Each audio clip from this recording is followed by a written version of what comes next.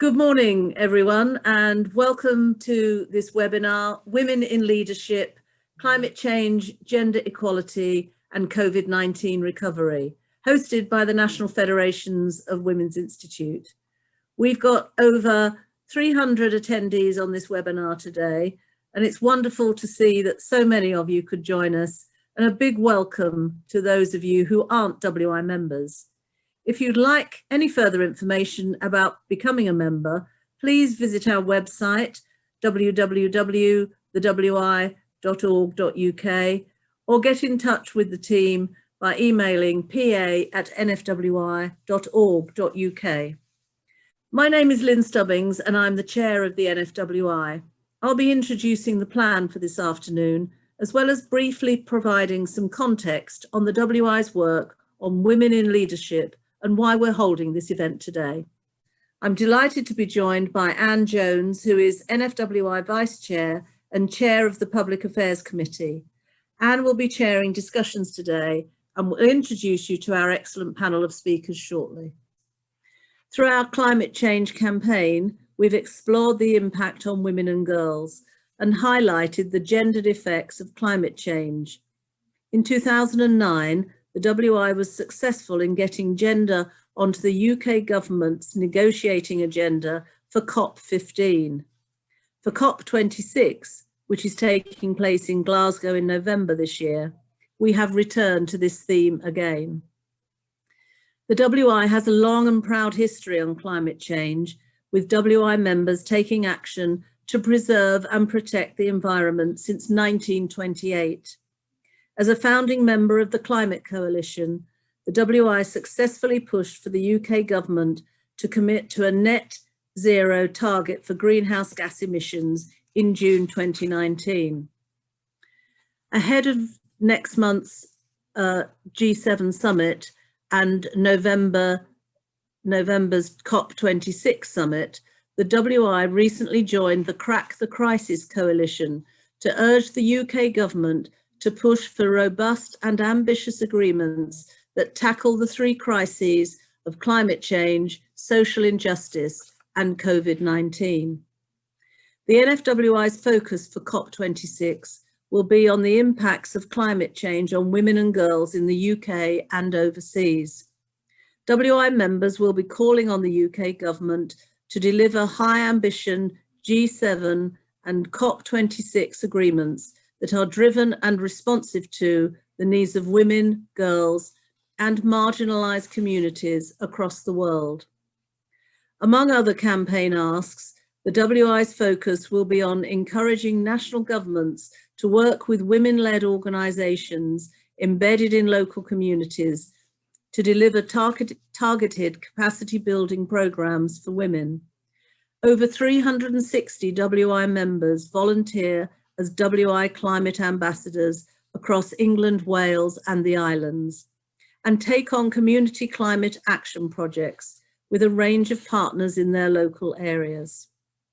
While we know there has been much progress on this agenda, the statistics consistently demonstrate the structural and systemic challenges still faced by women and girls.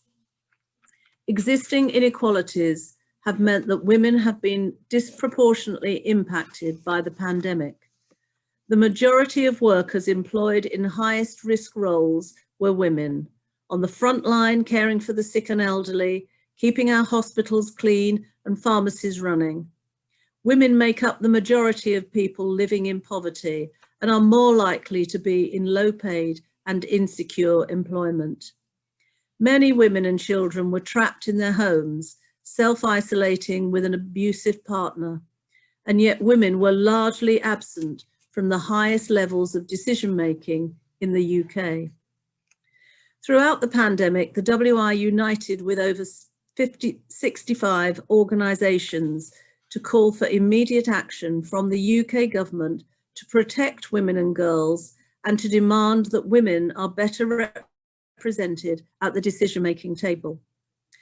A study by the Centre of Economic Policy Research and the World Economic Forum found that nations led by women rather than men had more successful responses to the coronavirus outbreak implemented lockdowns more quickly, and experienced half as many deaths. A report from Westminster Foundation for Democracy and the Global Institute for Women's Leadership found that women political leaders are the key to more equal and caring societies, and that when women take part in politics, the whole of society benefits. Furthermore, according to the European Journal of Political Economy in 2019, it has been shown on all levels that when women play an active role in negotiations and policy making, climate measures tend to be stronger and fairer than if made by an all-male team.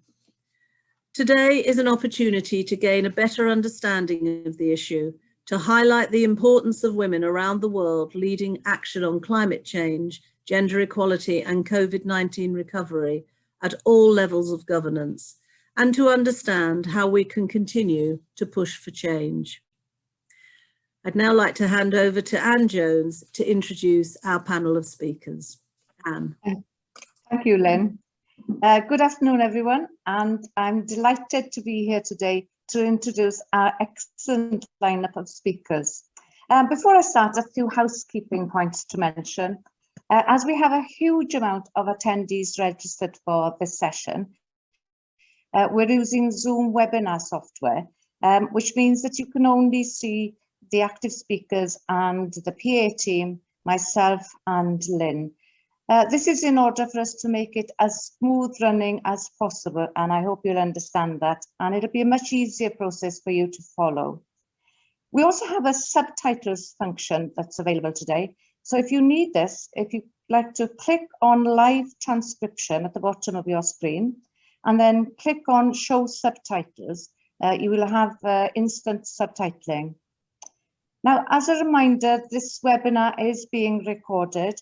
So staying on the call implies that you're happy with this.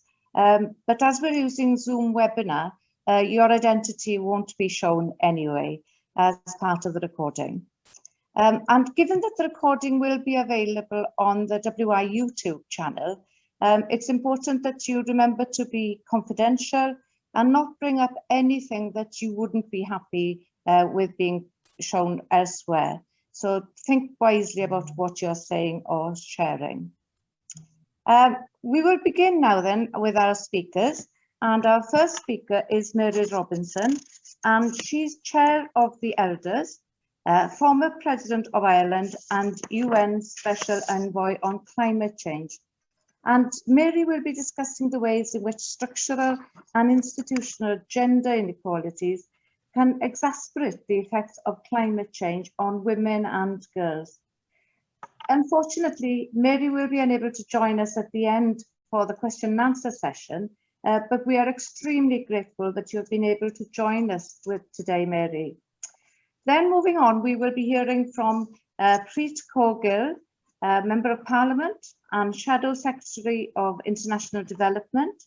And she will be discussing what the UK government can do to assist women and girls across the world and touch upon their own experience of women in leadership. Then that will be followed by Mary Stephenson, who is Director of Women's Budget Group. And she will be speaking on the importance of community climate action led by women and gendered policy.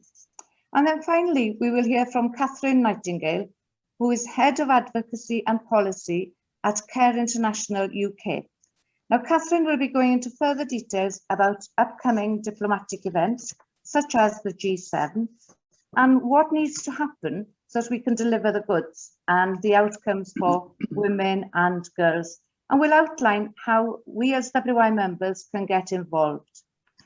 This will be followed by a 25-minute question and answer session. Now, if you want to ask a question during this session, please type your name and question in the Q&A box. The Q&A button can be found at the bottom of your Zoom screen, and that's next to the green button asking you to share your screen. Now, if you click on that button, the Q&A button, a white bar will appear, and then you just need to type your message in the box that says type your message here. Quite simple, really.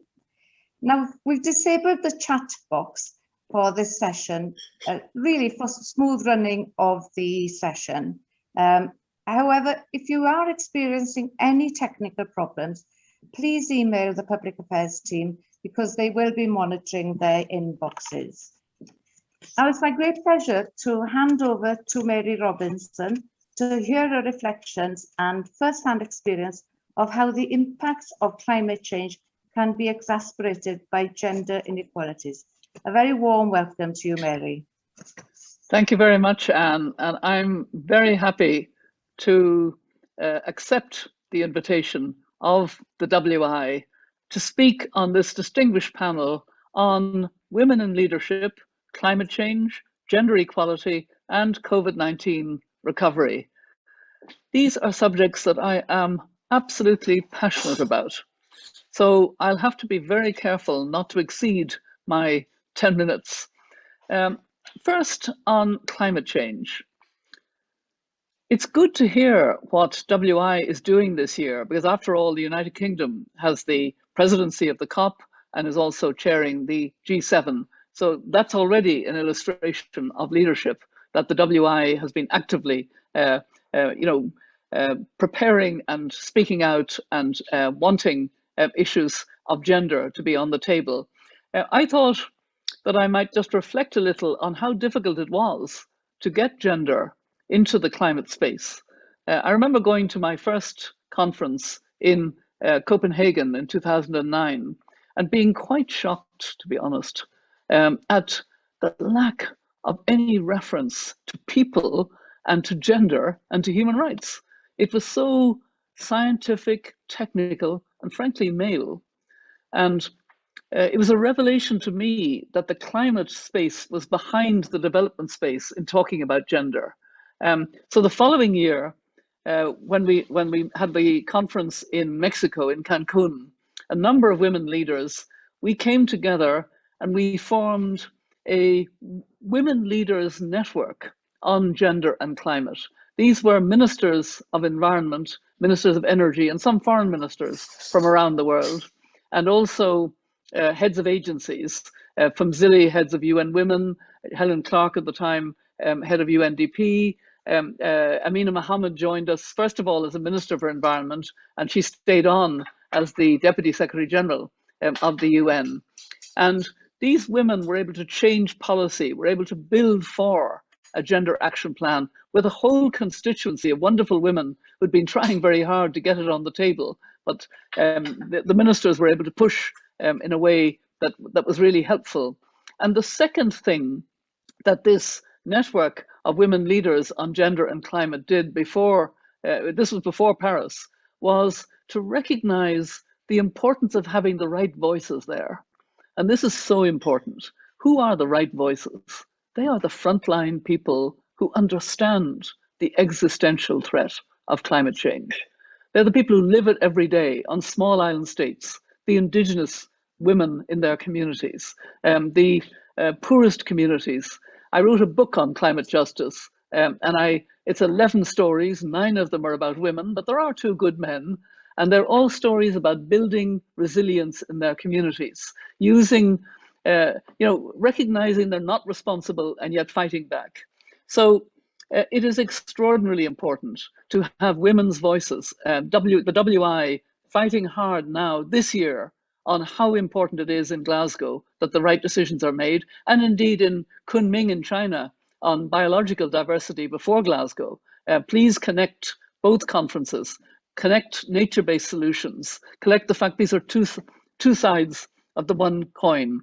And that leads me to the second of our topics, gender equality, because this is such an important year. We're marking a year late, the 25th anniversary of the famous Beijing conference. And Beijing didn't actually deal with climate because nobody at that time thought of it as being a hot issue. But of course, now in the action plans, it's very much there, the action coalitions. And I'm very pleased that one of them, as you know, references climate justice. And I want to quote what it's calling for now: putting women and girls at the heart of the new digital and green economies by fueling the creation of jobs and leadership opportunities, doubling the proportion of women working in technology and innovation, and accelerating investment in gender responsive climate solutions. So there is a real link between what's happening in Mexico, and there was a wonderful turnout of young women taking part virtually in the Mexico conference, or mainly virtually. And we have to ensure that in Paris, where it will be more government driven, that we still have those voices. We have women, gender on the table, and we have the voices of frontline workers to keep up the pressure. And now I want to turn to the third issue, the issue of COVID-19 recovery. And of course, in many ways, that's where we are now in all our countries as we see the rollout of vaccine. And congratulations to the United Kingdom for setting a very good standard on that. We're not doing quite as well in Ireland or Europe, but we're catching up. And the truth is that COVID has set gender equality and the lives of women and girls back all over the world, and has derailed, in fact, gender equality and derailed the Sustainable Development Goals. You see my badge that I wear on occasions when I'm speaking on issues like this, just to remind us. COVID is like a mirror which exacerbates the inequalities and indeed brings out the intersectionality between those inequalities, which is a very feminist notion. And, you know, it's good that we grasp the linkages between racial inequality, gender inequality, poverty inequality, the inequality of being a migrant, of being somebody, you know, an LGBTI person, being disabled, people with disabilities. You know, all of these are now connected in the sense that we see those linkages. There's no doubt that women have suffered far more job losses. I'm sure some of your panelists will put numbers on this. They've suffered physical through, and this has already been referenced, the abuse of households behind closed doors in COVID. And they've suffered reproductive health being in jeopardy. This is particularly true for ethnic minority groups, as I say, and LGBTI women. But COVID also has positive lessons. We've learned that collective behavior actually matters. That's what's been protecting us from the virus in the absence of vaccines being rolled out. Simply maintaining these protocols of social distancing, washing our hands, etc., wearing masks. We need collective behavior to address the behavior changes we need. We need to consume less, especially in the richer parts of the world. We need to waste much less. We need to recycle more carefully. Who's going to be in charge of that in the home? Who's going to be in charge of that in changing behavior of young people? Women. So we have a huge opportunity. The second lesson is that government matters. And isn't it good to see that women in leadership have actually performed well around the world? I mean, the poster child is Jacinda Ardern of New Zealand, a good friend of mine.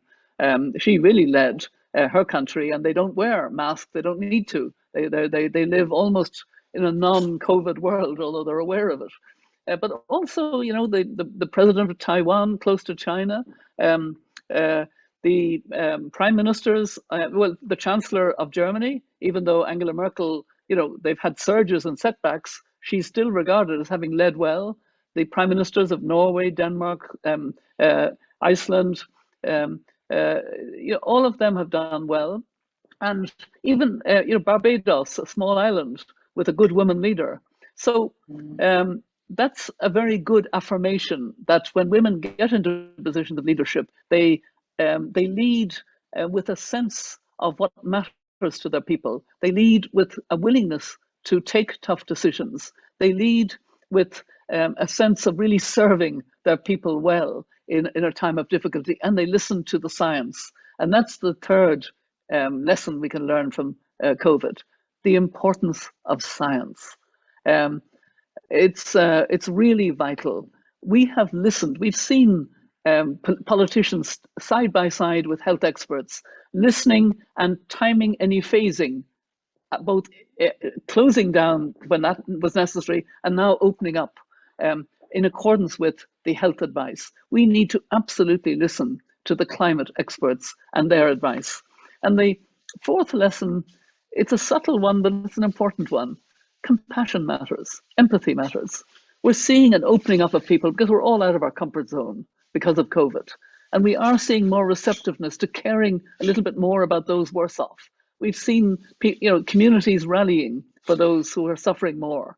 We need all of that at a time when we need huge solidarity. So in conclusion, you will remember, like me, the brilliant young poet, Amanda Gorman, who gave that speech as poet laureate at the inauguration of President Biden. And remember what she said: there is always light if we are brave enough to see it, if only we are brave enough to be it. Thank you. Thank you very much, Mary. That was wonderful. I could listen to you all afternoon. Quite incredible. The work that you have done in public life to make sure that women's issues are raised to the forefront has been quite wonderful. And to be involved in that women's leader group that actually changed so many policies, that's something that you can be proud of forever. But I think we thank you more than anything for continuing to be the voice championing for women all over the world to make sure that they're at the forefront of any government policies or how behaviour is actually formed these days. So thank you for everything that you do, and please continue to champion the work. And we as in the WI are proud to work with you on this. Thank you very much. And I'm just sorry that you're not able to stay with us a little bit longer, but we realise you're extremely busy, and thank you for your time. And now it's my pleasure to move on to Preet Gill, our Member of Parliament and Shadow Secretary of International Development. A very warm welcome to you, Preet.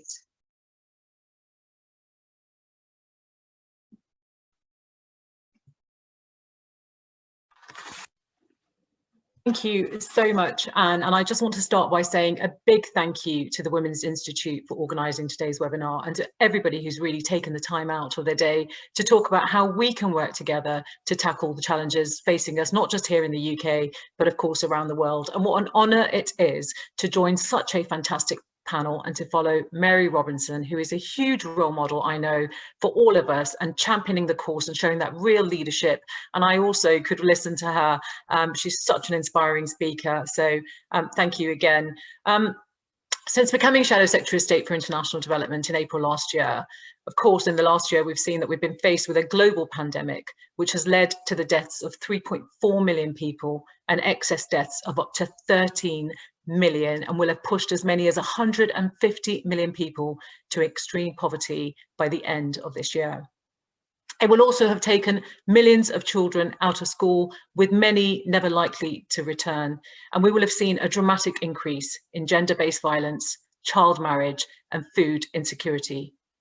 This is a huge challenge and has put progress we have made in a number of areas, but underlying it all is the era-defining climate emergency, which has clearly been building around us. From Doncaster to Bangladesh, none of us are safe from the climate crisis.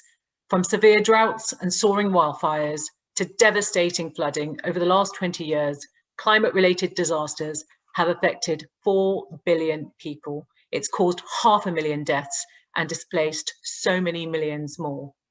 And it's threatened the very existence, as Mary said, of many island nation countries, and has cost trillions of dollars. And that does not mean that we are all affected equally.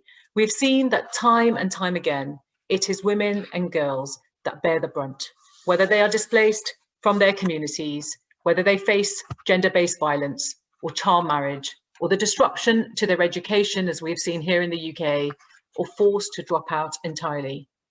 But as central pillars within their communities, they are also often the leaders in the face of adversity, and the people who step up and provide the drive and direction to rebuild and recover. I don't say this to make anyone despair, but I say this to set out the challenge that I believe that collectively we can overcome. We do have time, but only if we act together now. As hosts of both the G7 and COP26 later this year, we have a chance to do exactly that. Climate must be the top of the government's agenda, and there must be a serious plan to galvanise support for tackling the global climate crisis. For the UN Climate Conference, COP26, to be a success, we have got to work with support from those low-income countries in the global south who bear the brunt of these crises. That means building our plans together and moving beyond grand statements and photo opportunities to strong, specific and clear actions. And with time running out, the upcoming G7 meeting is a key moment to signify that the Prime Minister is serious about tackling the climate crisis, both here at home and abroad. And that's why today, Ed Miliband and I, on behalf of the Labour Party, have proposed a series of concrete actions to maximise our chances of succeeding in delivering a world where people and planet are protected and able to flourish. And these rest on three key areas. Firstly, raising the bar on national climate and environment plans, building support outside the usual major players to create a genuinely global movement to tackle the climate crisis, and thirdly, mobilising new and additional finance for tackling the climate crisis and repairing our environment. Even if every country on Earth keeps to its current climate commitments, we will be still looking at over 2 degrees warming by 2015. So the government has got to do everything in its power to ensure that every country has transparent, ambitious, national determined contributions which limit global warming to 1.5 degrees Celsius, protecting our planet's biodiversity and nature, and contribute to achieving the UN's 2030 Sustainable Development Goal agenda, including gender, human rights and poverty. So in practice, this means compelling those who are yet to submit their NDCs to do so, starting with the G7 and the G20, and putting pressure on those major emitters who have either resubmitted existing NDCs or have in some cases submitted their plans which are less ambitious to those that they had before. But it is not enough to focus solely on the major big emitters. To build a genuinely global movement to tackle the climate crisis, we've got to build trust between all countries, and especially those most vulnerable to climate disasters, to develop ambitious plans for the future of our planet. We only can achieve this by working closely together with 130 low-income countries, which are far too often sidelined, but they are integral to making COP26 a success. So we must start by listening to those most affected by climate emergencies, and that's why Labour have set up the International Climate Justice Network. We're working with countries and heads of states, alongside religious groups, trade unions, women's organisations and environmental activists at the sharp end of the climate crisis in a way that we can better understand their experiences and build solidarity with the British public here and with partners that are working on climate here in the UK. We cannot expect countries to listen to what we're saying, though, if we don't get our own house in order first. And this means putting forward and delivering on a plan for an ambitious, positive green recovery, which includes a comprehensive net zero strategy with fairness at its heart. Unfortunately, at the moment here in the UK, we have a government awash with hypocrisy and failures. From the continued debacle over whether the government support a new coal mine in Cumbria, to the abject failure of the Green Home Grant, designed to help put in insulation or low carbon heating to people's home, but scrapped just 6 months after its launch. And we've continued to dump plastic in other countries, and we've rejected the inclusion of stringent environmental protections in all our future trade deals. So by addressing these issues, we will be in a better position to rally other countries to submit plans which are compatible with the commitment to limiting global warming to 1.5 degrees Celsius and protecting our planet's biodiversity and nature. This trust stretches to the actions we take internationally too. There are 3 simple and immediate steps the government should take. Firstly, it should reinstate the aid budget. It should stop funding overseas fossil fuel projects, and it should share our knowledge and expertise more broadly. Despite its rhetoric, the UK government continues to fund overseas fossil fuel projects with UK aid, while cutting back assistance to places like the Sahel region, which is one of the most vulnerable places on Earth to climate change. 2/3 of people living in the Sahel live from agriculture and livestock, and temperatures are rising 1.5 times faster than in the rest of the world. Droughts interspersed with flood insecurity are already proving an existential threat. Cutting aid has left us in a weaker position to help mitigate and adapt against the climate emergency and tackling a whole range of development and humanitarian outcomes, including famine, education, health, and gender equality. It also removes our credibility and status as soft power, which can bring other countries together with us as long-term partners. And finally, the knowledge and expertise that we have in terms of green technology, nature-based solutions to the climate crisis here in the UK is vast. And it's something that we should be really proud of. And the government should be looking at ways that we can maximise the sharing of information, technologies and skills to put the UK at the centre of the global mission for climate justice. The final piece of the puzzle is how we as a world pay for it. And that's why we're calling on the UK government to use the G7 summit to restore their commitment to spending 0.7% of GNI on aid. And given the clear links between the climate crisis and inequality, a failure to reverse the aid cuts will hinder our ability to achieve our vision for a just transition where people and planet are both valued. They must also push wealthy countries to finally meet and surpass the commitment made over a decade ago, but still undelivered, to provide 100 billion each year in new additional climate finance in line with the commitment in the Paris Agreement for tackling the climate crisis and repairing our environment.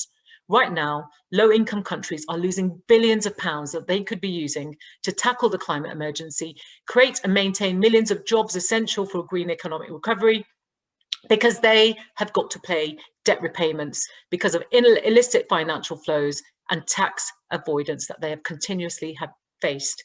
And that's why, in addition to direct financial contributions, the UK should bring large national creditors and private creditors to the table to address the growing debt crisis. And it should seek to tackle tax avoidance through a new global pact. Britain and British people have a proud history of helping those in need or who are suffering. And this tradition has been clear during the last year. We've seen our communities come together to help their neighbours, to share information, to donate to food banks. And we've seen the support for people of Yemen as they face one of the world's worst humanitarian disasters, and the overwhelming support for equitable access to COVID-19 vaccines today is something that the British public is behind. This history and sense of solidarity is something Britons can and absolutely should be proud of. From pandemics to extreme poverty, inequality and the climate emergency, Labour's international development team know that we can't tackle these enormous challenges alone. And that's why we want to work with you as the Women's Institute and, of course, the Crack the Crisis campaigners. And that's why we've launched a consultation on how we can achieve gender equality around the world. And that's why we've set up our International Climate Justice Network to inform our work. And that's why I'm here today, to share our work with you, but also to urge you to share your thoughts, your activism with us, to create a fairer, greener and better world with women and girls at the fore, at the table, creating those social movements for change. Thank you so much. Thanks for that. Just to explain to everybody, because there is a question on the Q&A about party politics, and to remind everyone that we are a non-partisan organisation, and I know Preet is fully aware of this, but being in the shadow cabinet obviously has to give the role of the Labour Party as well. But we work with all parties, we work with the government and all political parties on this. And I think it's really important that we as an organisation do this, that we talk to everybody, because our members represent all sorts of views. So thank you, Preet, for that very engaging address. And we'll save some questions for later for you. So we'll move on now then to Mary-Ann Stephenson. And as I said earlier, Mary-Ann is a director of the Women's Budget Group. A very warm welcome to you, Mary-Ann. Hello, it's great to be here. I still seem to be on the small screen, but I will keep talking and hopefully that will change. For those who don't know anything about the Women's Budget Group, we analyse the impact of economic policy on women and men, and we promote alternatives for a gender equal future. And I'm really delighted to be here today on such a distinguished panel, and with the WI, who I have worked with over many years, including as a commissioner on the Women's National Commission, which the WI were very, very involved with when it still existed. At the Women's Budget Group, we've spent a lot of the last year analysing the impact of COVID-19 on women, and we're currently running a project with the Women's Environmental Network to develop a feminist Green New Deal, which is really about encouraging groups and organisations working on the environment to think about gender equality, and women's organisations to engage with the climate emergency. So the topic of this session is very close to my heart. And like Mary, I really want to touch on some of the ways in which I think we can apply some of the lessons learned from COVID-19 to tackling climate change, because COVID-19 has shown clearly how both an emergency and government responses to it can have a gendered impact, can impact women and men differently. And it's also shown that governments can take quick and dramatic action when they choose to, and that we as a wider society can all act together and make decisions together in the interests of all. So it's these things I'd like to talk about in my 10 minutes today. Firstly, on COVID, we know now, it's not new news, that COVID has impacted women and men in different ways. In terms of health, men are more likely to die of COVID than women, but women are more likely to suffer from long COVID. And these different impacts appear to be the results of long recognised differences between male and female immune systems. But there are also significant economic and social impacts because of the ways women and men are what we call differently situated in the economy, do different jobs, fulfil different roles, both in the economy and within the home. So, for example, prior to COVID, it was well known that women were more likely to work in health and social care roles, which meant that during the lockdowns, women were the majority of those key workers who carried on working outside the home. But women are also more likely to be employed in those sectors that were completely closed down during the various lockdowns. If you think about hospitality, high street retail, obviously apart from supermarkets, although women are the majority of those working in till roles in supermarkets, but that wasn't closed down. The beauty sector, leisure, travel and tourism. And it's not surprising, therefore, that we found that women were more likely on average than men to have been furloughed. So women were the majority of those furloughed, but also women were more likely to be furloughed in terms of their participation in the labour market. We also know that prior to COVID, women carried out 60% more unpaid work than men in the UK, and that's mainly care work. So that leaves less time for paid work. So women earn less, own less, and are more likely to be poor, which makes women more vulnerable to the economic shocks caused by the various lockdowns. You know, even if you're furloughed, if you're on a very low wage, 80% of that very low wage is very likely to be incredibly difficult to manage. Women are less likely to have savings. We know that prior to the pandemic, women were more likely to get into debt to pay for everyday basic essentials, so food, basic bills and so on, than men. But doing more care work also meant that when schools and nurseries were closed, women did far more childcare than men. Fathers' time with their children did increase, but the time demands on mothers increased even more. In fact, research by the Institute for Fiscal Studies earlier last year showed that the only household type where care was shared equally on average was in those households where the mother was working outside the home and the father had been furloughed and wasn't working at all.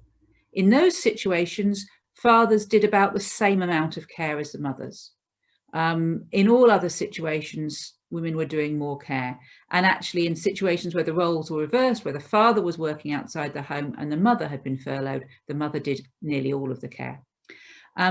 And this, not surprisingly, has led to some women being forced out of the workplace altogether because they simply couldn't manage both paid work and this increased burden of unpaid work.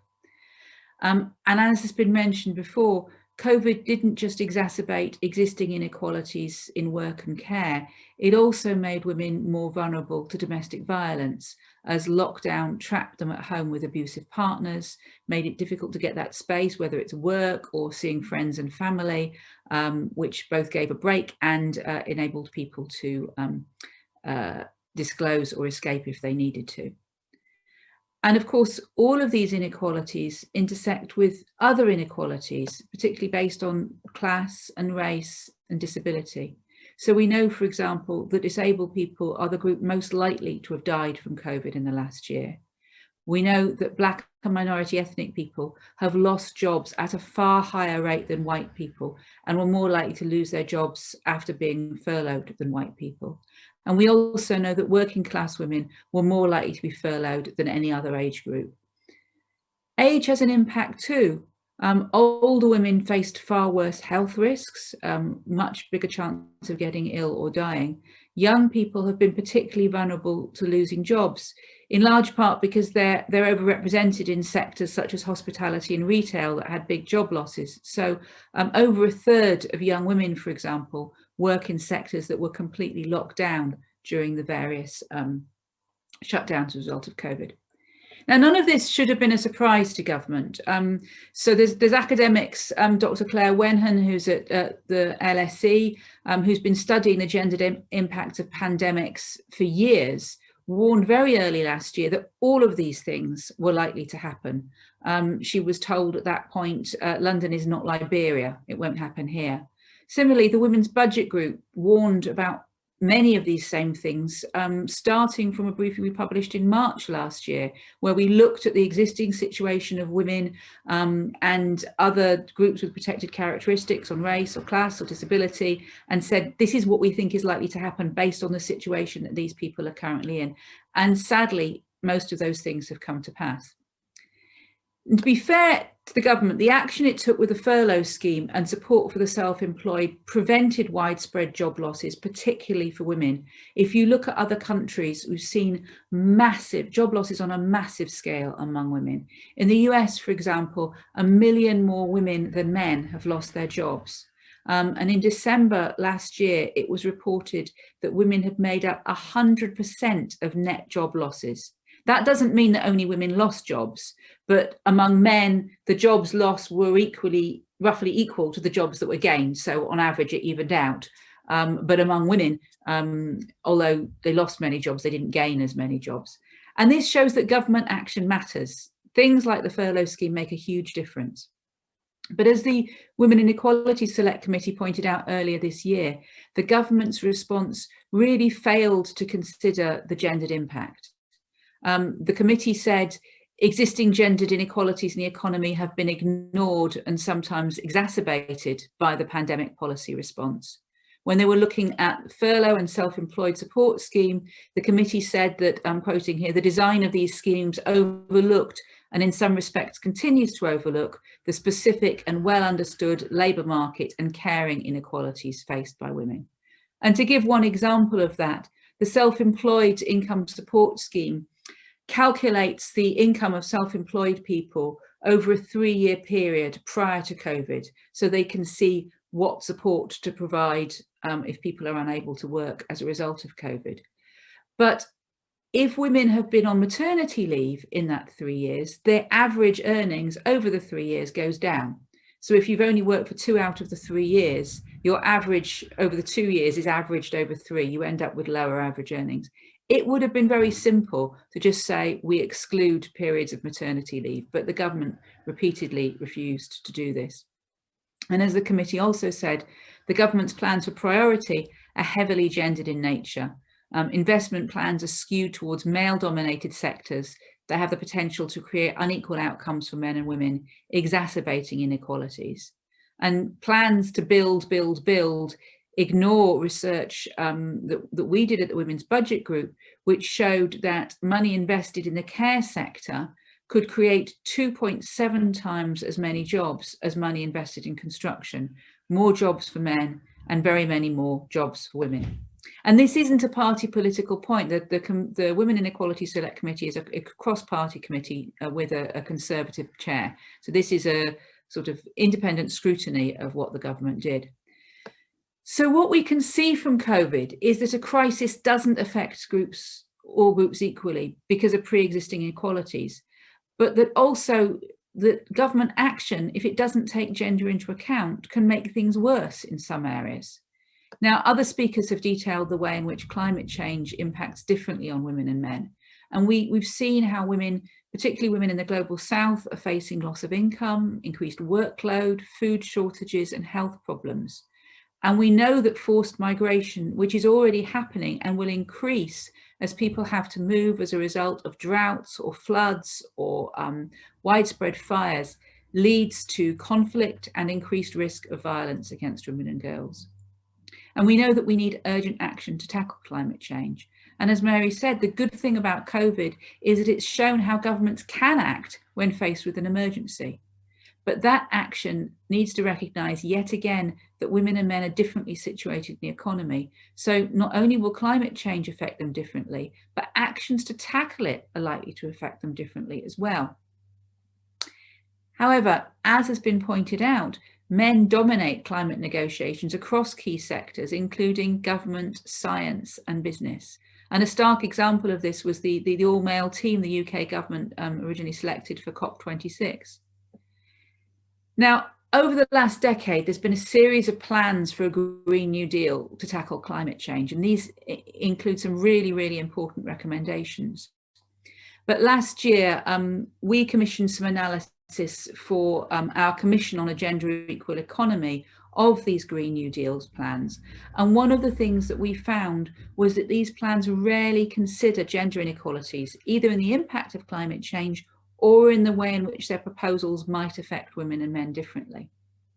And that means women risk shouldering not only the most acute impacts of the environmental crisis, but the main burden of measures to address it.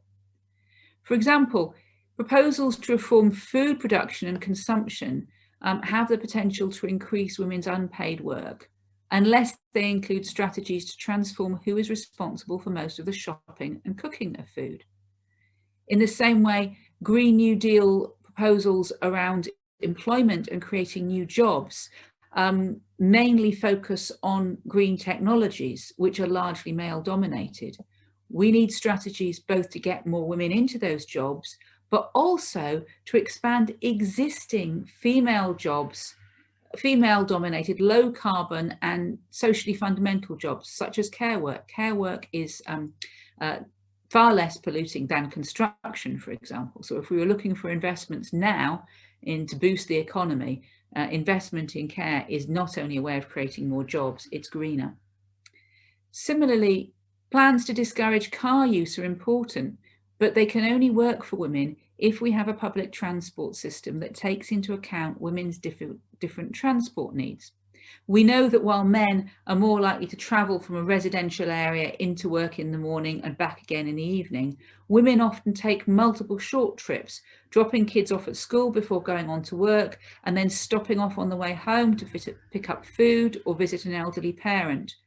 And our public transport system is designed around the needs of commuters, not people making multiple trips. And for women in rural areas, even public transport for commuting purposes is often woefully inadequate.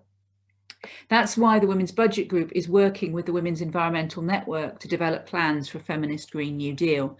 And what we're trying to do is bring people together both at the policy level with policy roundtables and at the local level through grassroots workshops. The Women's Environmental Network are leading on these workshops, and I know they've already been in touch with the WI about organising meetings with some WI groups.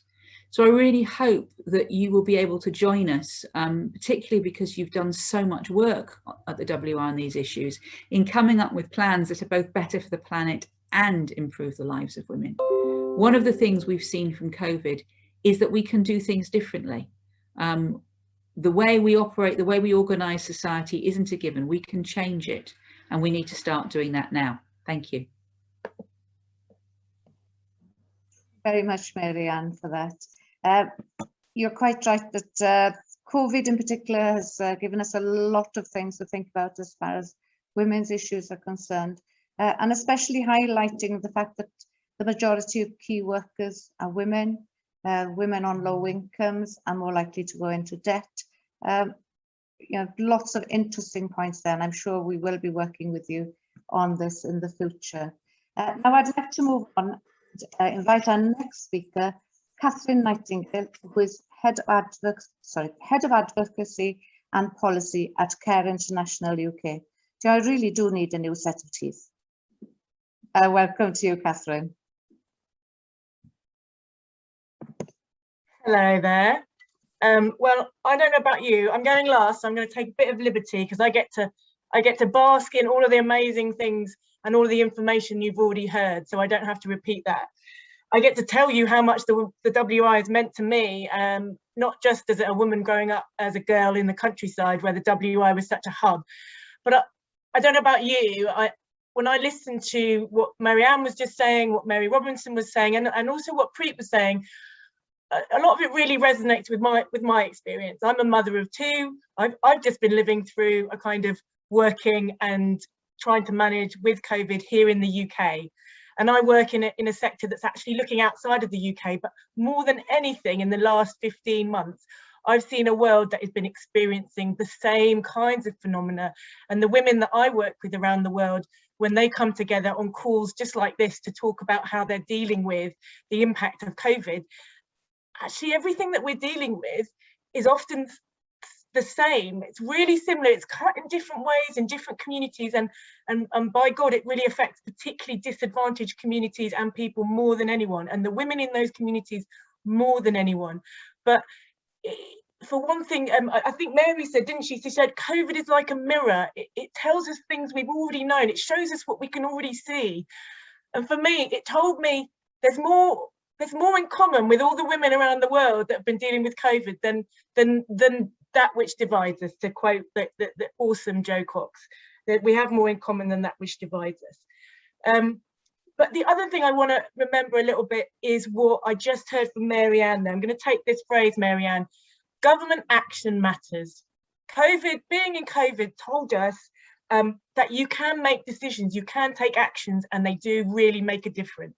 And it's really shined the light on what happens if you really feel like there's a crisis. If you really want to crack that crisis, you can make choices, and your government, in representing you, can make those choices, and your parliamentarians have a really critical role to play in that. I really hold my hand up to Preet, as well as counterparts on all parties, to say actually more than ever when you're dealing with a crisis, you need to be coming together, but you also need to have that strong accountability that party opposition plays. And I think it's a really important part of making sure our government, not just the political party, but the government that's actually in power in that party, is making the right choices, and how we make sure that's happening. I'm talking a little bit today about what we can do now, and about, you know, a little bit for you guys to know, if you know, you can go back to WI as part of the Crack the Crisis campaign that they're involved in. You can ask for more information, you can look and find it on the website. You can also come you're welcome to come and have a look at Care International's website and come through us, or indeed get a lot of the information you've heard today from the fantastic Women's Budget Group, from some of these other places. One statistic that really has struck me and I think when you hear what Marianne was talking about, it doesn't come as a surprise, but the World Economic Forum did an assessment in January this year, and that assessment outlined that COVID-19 has rolled back gender equality by 36 years. It means that that's a lifetime, that's a whole lifetime of a woman.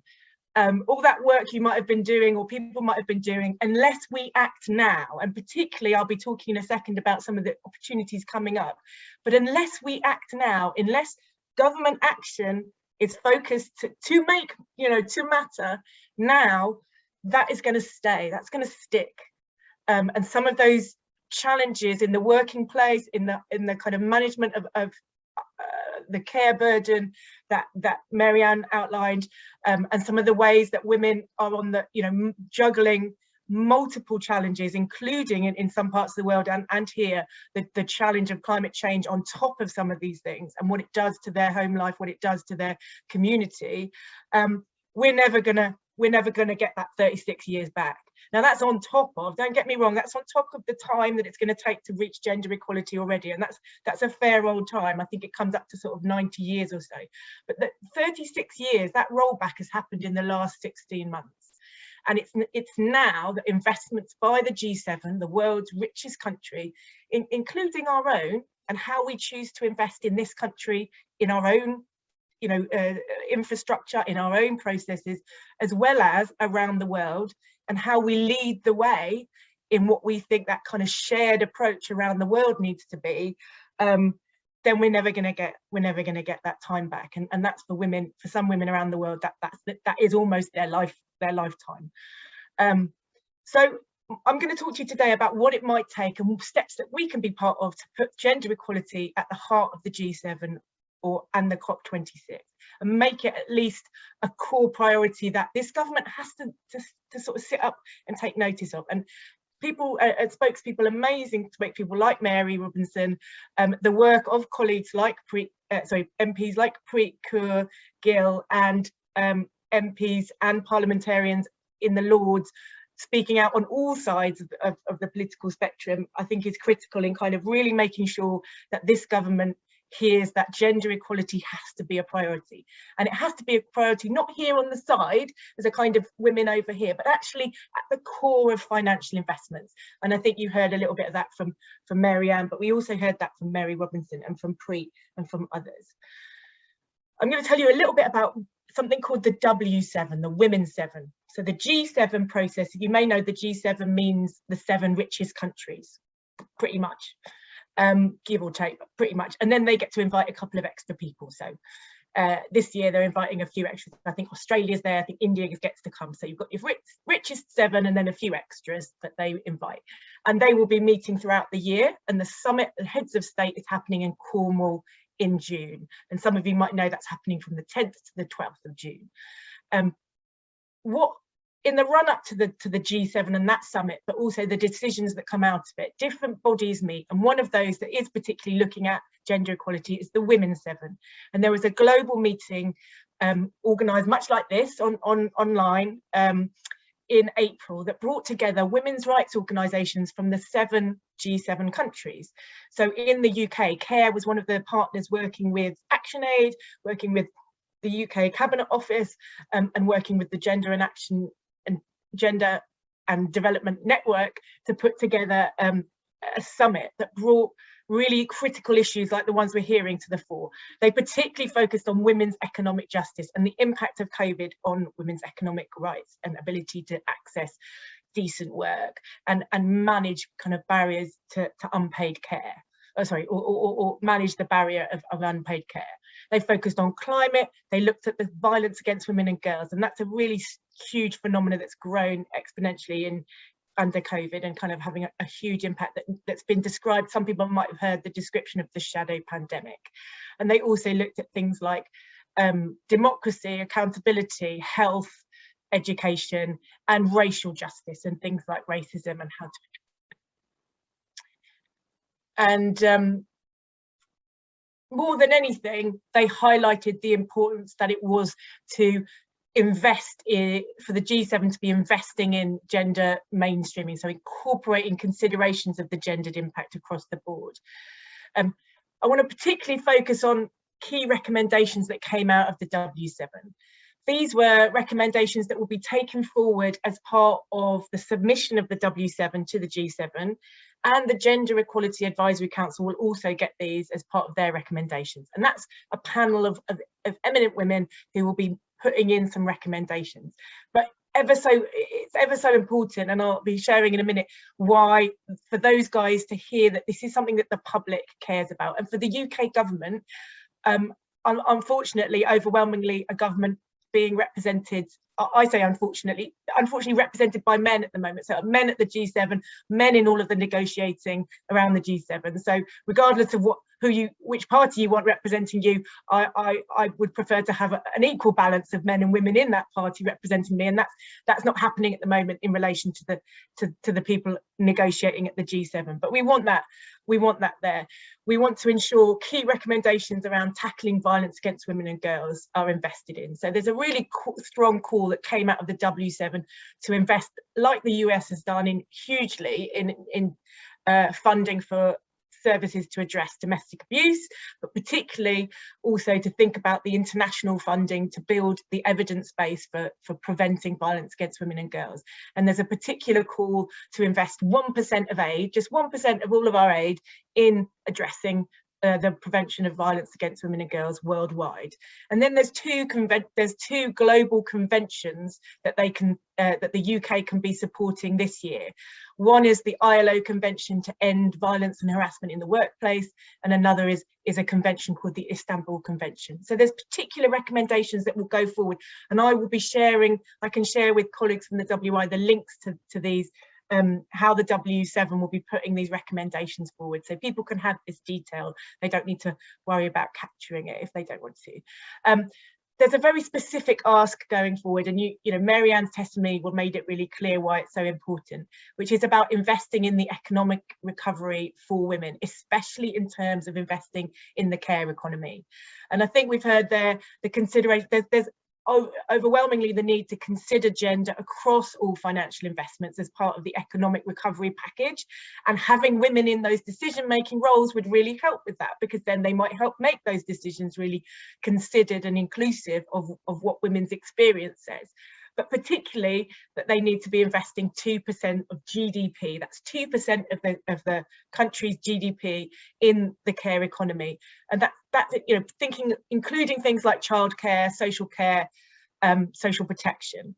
But it's also that those economic investment strategies need to consider the gendered nature of work, and the fact, as we've heard, that work differs. Work for women often is different, the kinds of work they do, the way that they work, and how we take consideration of the gendered nature of that work is really important in being able to then invest in ways that really support that.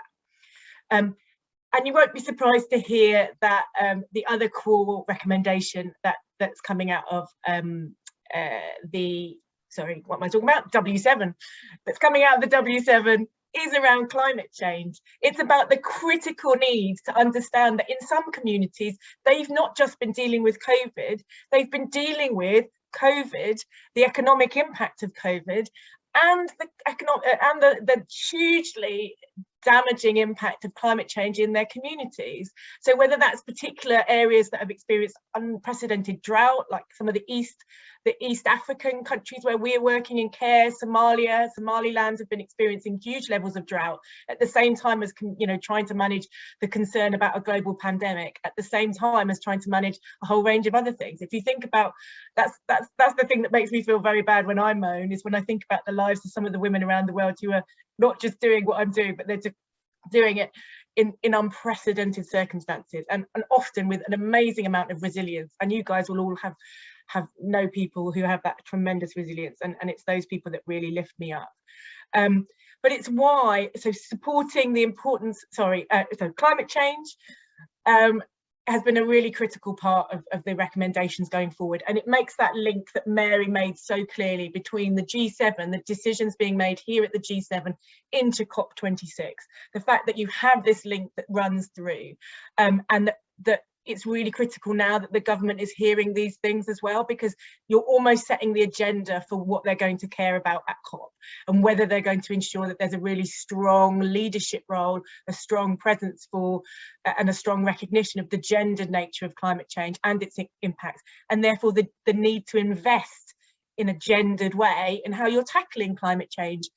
And we know, and you'll see this if you get a chance to look at the W7 recommendations, that we're asking for the government to integrate its investment in COVID recovery with its investment with climate change adaptation. We're saying don't build back, you know, in an old style. You have to build forward, and you've got to build forward in a way that's about integrating the climate recovery into your COVID recovery, and the climate change crisis into your COVID recovery, and to consider the nature of women, you know, of women and girls, and the gender nature of these workplaces in that work. Finally, it really helps if you have women and girls leading in those spaces, sharing those spaces to make those decisions. It means that you don't always have to then retrospectively kind of try and improve policies. You can actually build those policies with really strong engagement, and a real sort of heads off to some of the hats off to the fantastic fabulous young women that I meet in my work, and young girls who are out there, as well as some of the fantastic global women leaders and women leaders that we're hearing today. who are out there trying to make a difference, trying to make their way in the world and want to be heard and want to be given a space. And that's a really core ask that needs to come into this G7. The final thing I'm going to for that, Katherine. I'm really sorry, but we're running a bit short of time now, and we've got so many questions at the chat bin that I think we really need to get on. But thank you very much for that, because it was really interesting hearing you address it from quite a completely different angle. And apologies for cutting you off in mid-flow there.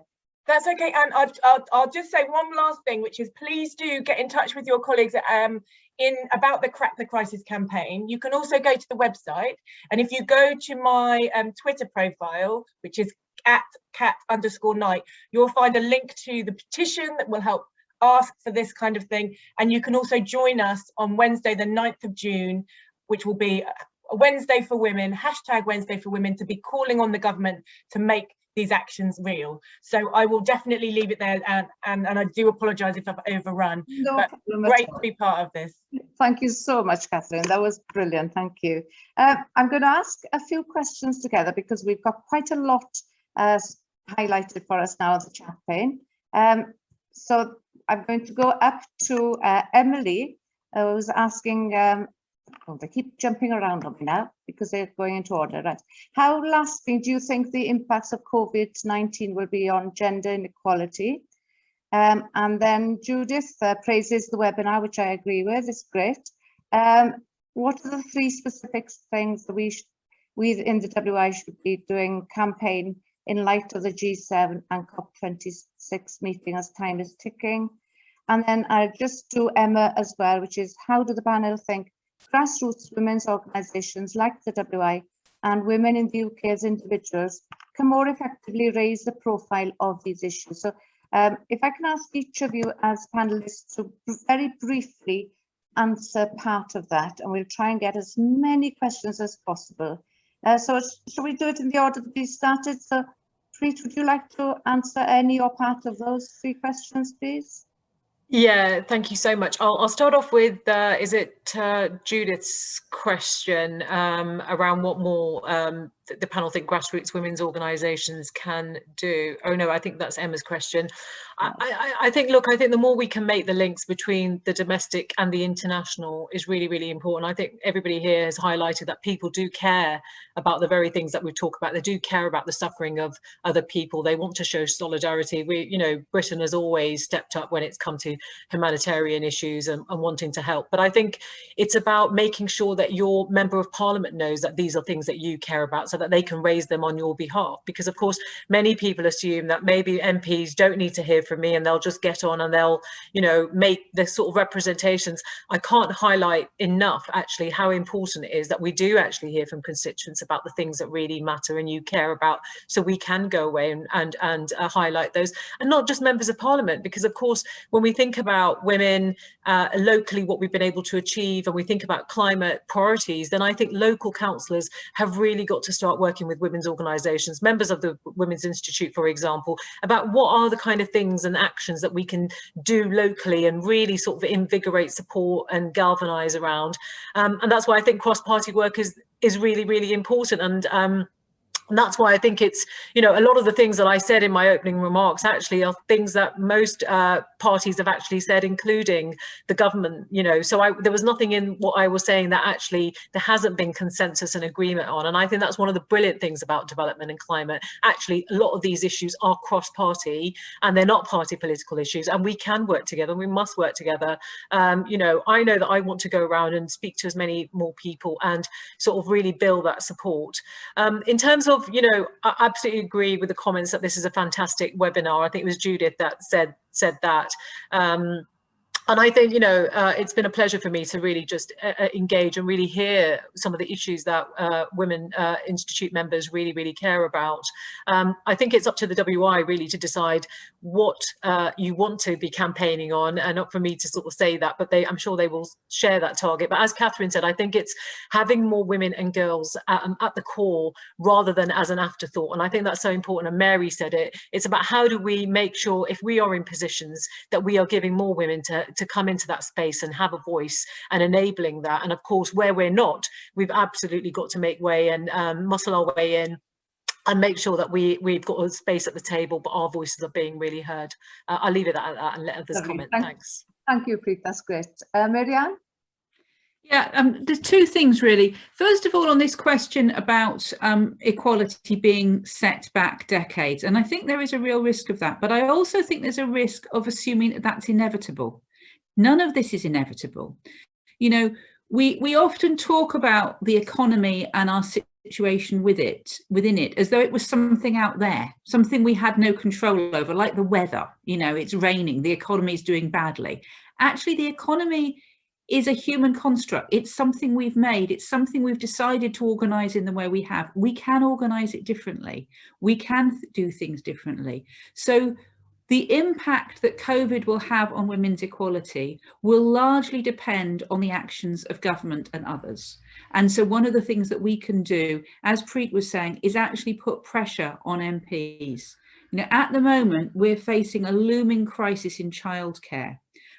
We've lost over 2,000 childcare providers since the start of this year. And that's because prior to COVID, childcare providers were running on incredibly tight margins. And as women have been left the workplace or are having to stay at home, not sending their children to childcare, numbers are going down. Childcare providers can't cope with those gaps because the money they get from government to pay for the free hours that people have isn't sufficient to cover the costs of those hours, which means they have to cross-subsidise with paid-for hours. Now, actually, a major investment in childcare would be a really, really important way of boosting the economy. It would create new jobs and it would enable parents, particularly mothers, to get into work. It's kind of win-win all round. But it's not seen as a priority at the moment. So let government know it is a priority.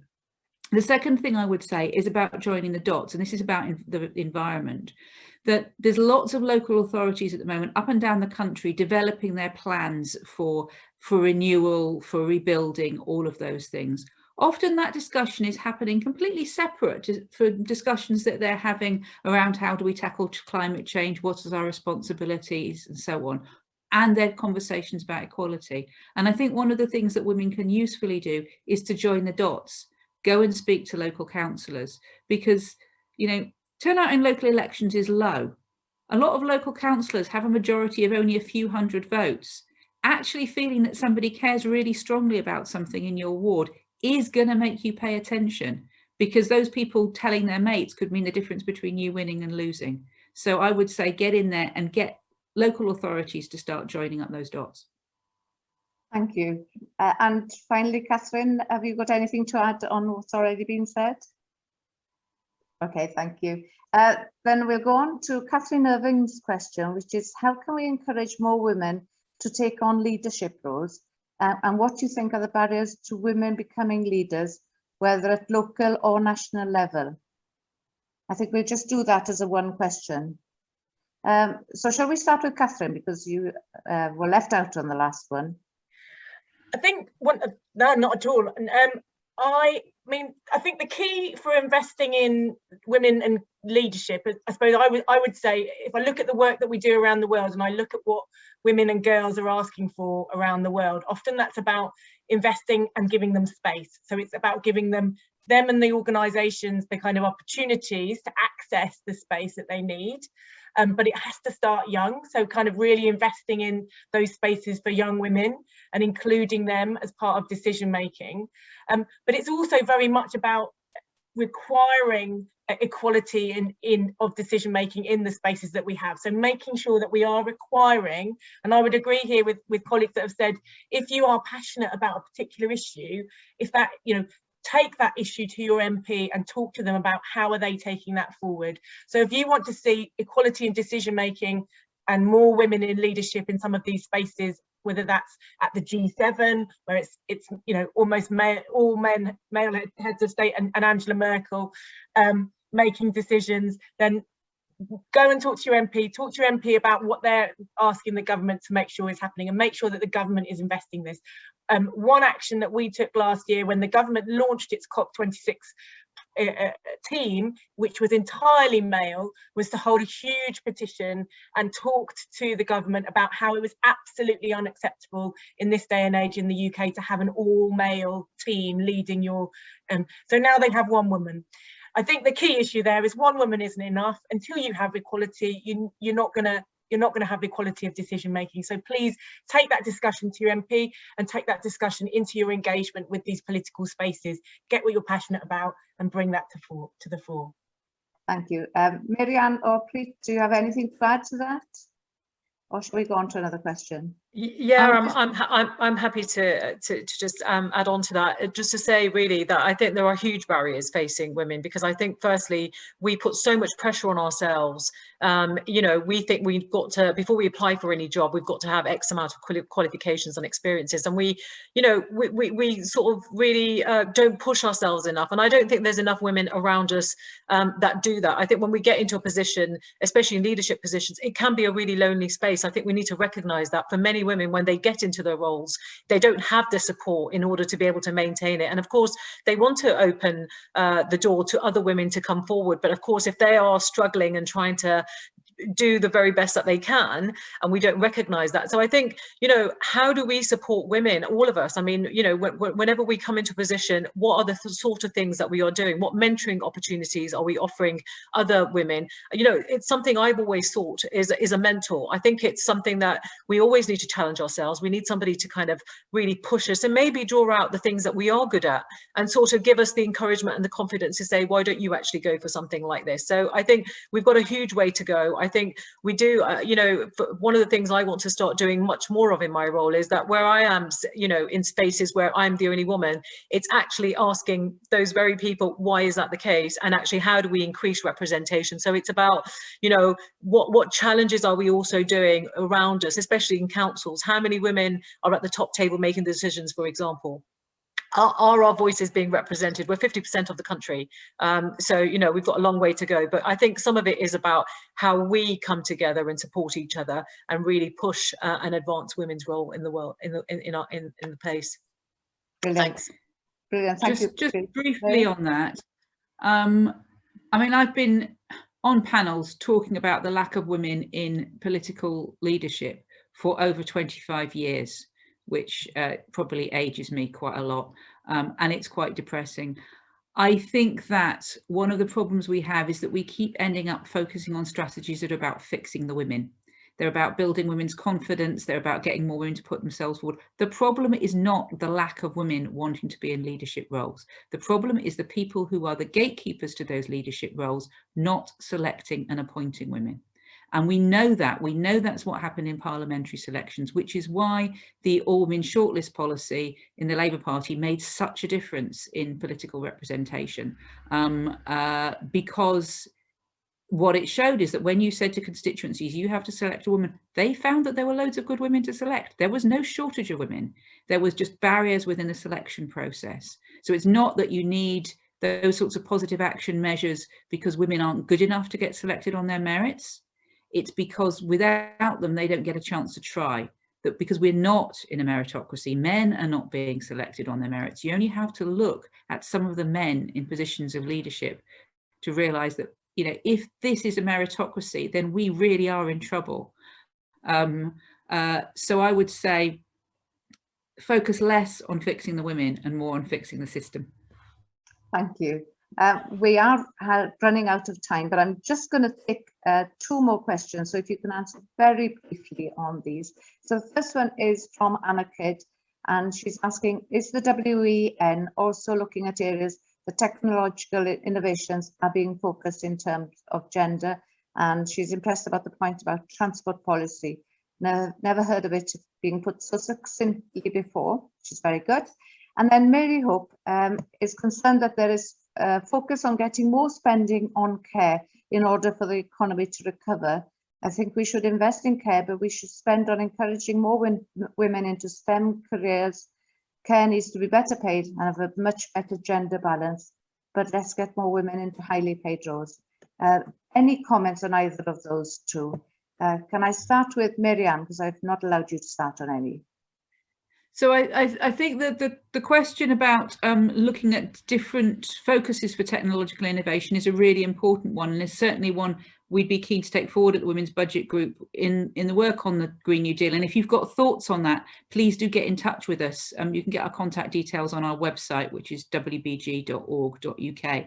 In terms of getting more women into STEM as well as care, I mean, I absolutely agree. We need to get more women into STEM, but we also need more women, more people in care, because we have a crisis in provision of care, and we need to recognise that care work is skilled work and pay it accordingly.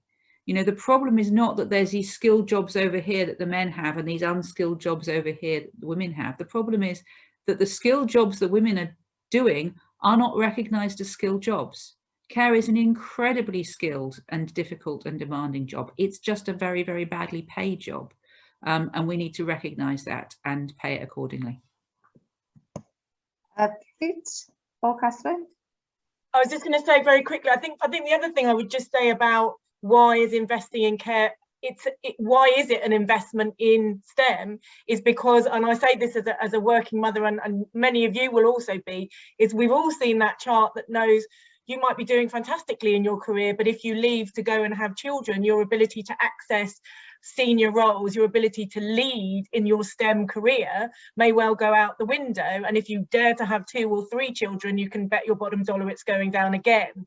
So I think the key thing when we talk about that investment in care, and when the Women's 7 we're calling for the G7 to invest financially as a priority in that area, amongst other economic investments for women, including in opportunities for the workplace, it was about the very galvanizing way that investment really sort of exponentially kind of grows the opportunities for women across the board, including that kind of continuing in your career, because there is a care infrastructure that's going to help you with your childcare, with your elder care, with the whole kind of wraparound needs that you and your community might have. Brilliant, thank you, Katherine. And Preet, do you want to close on this? Yeah, just to add, I think, care work is skilled work, and I think there's never been the recognition of actually women's contributions. We've got to see more pathways of women being able to advance in their careers, and so not just being stuck at a certain level because there isn't the investment in the training and the opportunities. The other thing I would say though is that there's so many women in highly paid jobs, but there's just no recognition that many of them, when they come home, they absolutely subsume the domestic and the care responsibilities that they don't get paid for. And women do this around the world. There is responsibilities put on us that there's absolutely no recognition. And I think sometimes we've got to be much kinder and recognized collectively just actually how much women do and the contribution that we make. And so I want to see us really valuing skilled jobs, and recognizing actually the contribution that we make. Thank you.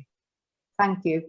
I did say that was the last question, but actually I'm going to ask you one more, because Katrina's made a really lovely question. And she asks, based on your experience as leaders, what one piece of advice would you give women moving or trying to move up the ranks to develop as leaders? So if you can try and keep that as a single sentence answer, that would be brilliant. A great way to close the meeting. So starting with Preet then, please.